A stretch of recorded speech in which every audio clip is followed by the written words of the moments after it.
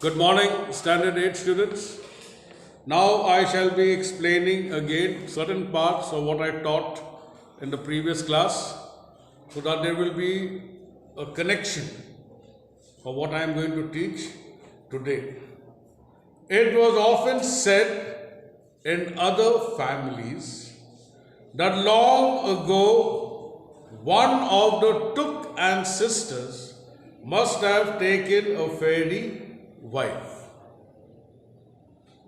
Now it means that in the Tuk dynasty, there is a lady who was the wife of one of the Tuks. That was, of course, absurd with intercaste marriage, but certainly there was still something not entirely orbit-like about them. So there was a little bit of change in certain characteristics or behavior of the orbits. Because some of the fairies' qualities have been inherited by right down the generation.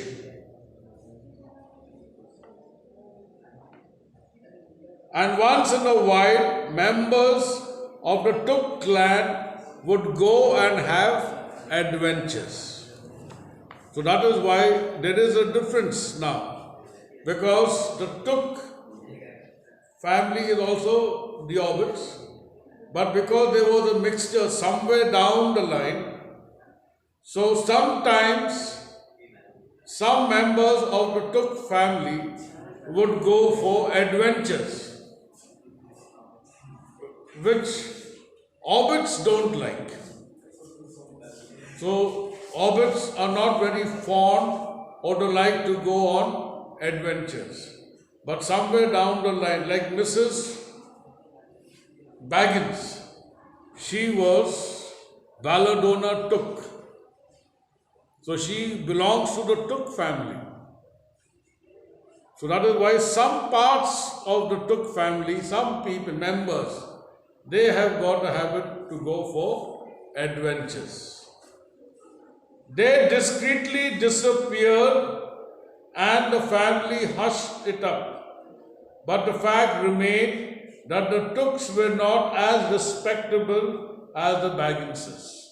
Now they were both two rich families.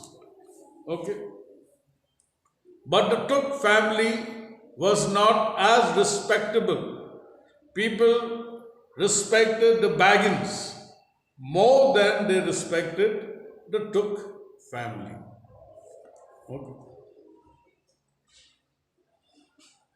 Though they were undoubtedly richer, the Tuks were richer than the Baggins, but the Baggins were more respectable. Not that Belladonna Tuk ever had any adventures after she became Mrs. Bungo Baggins.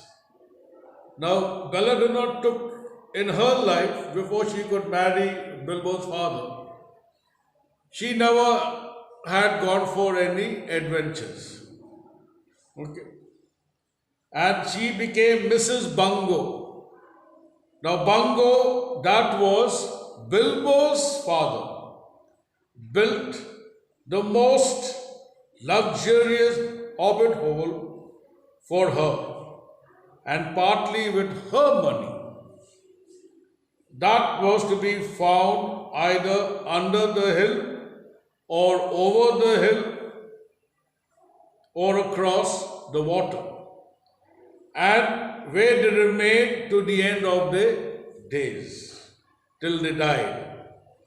Still, it is probable that Bilbo, her only son, although he looked and behaved exactly like a second edition of his solid and comfortable father. That means he was a carbon copy. He resembled more like his father. got something a bit queer in his makeup from the Took side. Now, every child adapts or inculcate or inherit some of the mother's qualities, some of the father's qualities. Some children look like their mothers, some look like their father. So, Bilbo Baggins was everything, he was just like his father. His style, his way of living, his way of talking, everything was just like his father. But some parts of his face was more on the Took's family side, means from his mother's side. Sometimes a little bit of the Took family thing would play on him. Because we are a mixture of both our mother and our father.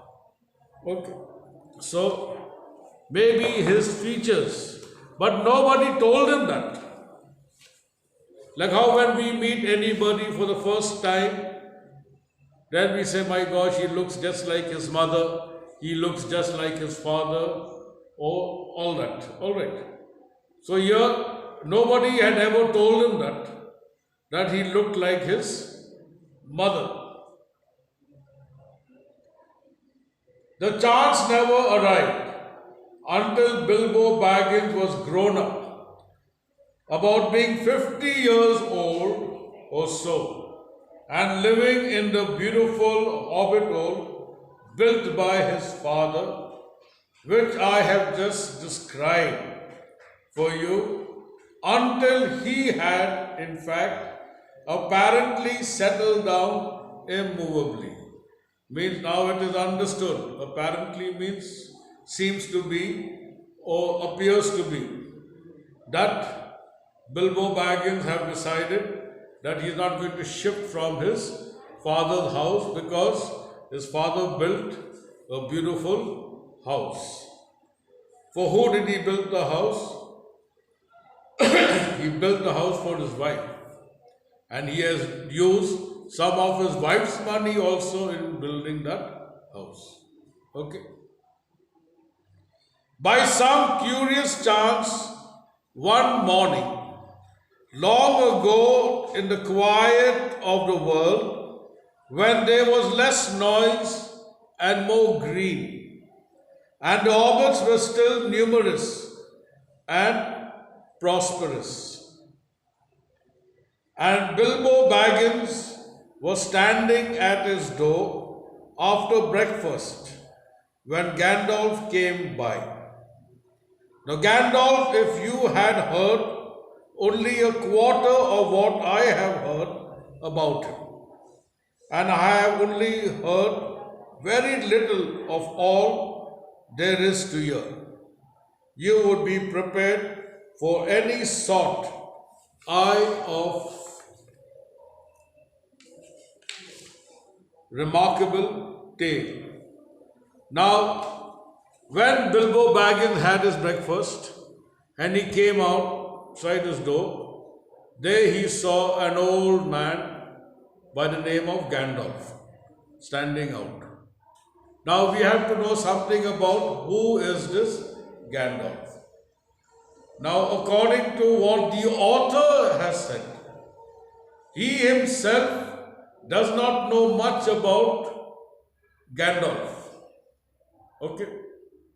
So how much people spoke of, only that much I know. And maybe you also may be knowing that much only. But when later on, when we see the nature of Gandalf, now Gandalf was very fond of adventures. Then we go back to the Took clan. They said that the person, one of them had married a fairy, or may have, by force, made a fairy his wife. That was, if you're going to force somebody, that means it is adventurous. So some nature, some behavior, or some characteristics of that fairy is coming down the generation.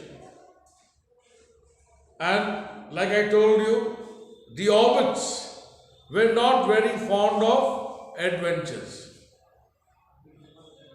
And here we find that Gandalf is a man of adventures, and he is searching for people who would accompany him or join him for an adventure. That means he belongs to a certain dynasty that is very fond of adventures. And maybe he may be wanting to seek or look out for more of his clan. So he's come out to the hill. That is the name of the neighborhood in which Bilbo Baggins lived. So maybe he is searching to see any of these hobbits are fond of adventures or who can join him for an adventure. Then the next class I will explain more. Okay? Please learn the question and answers given to you, and tomorrow I shall be asking you. Thank you.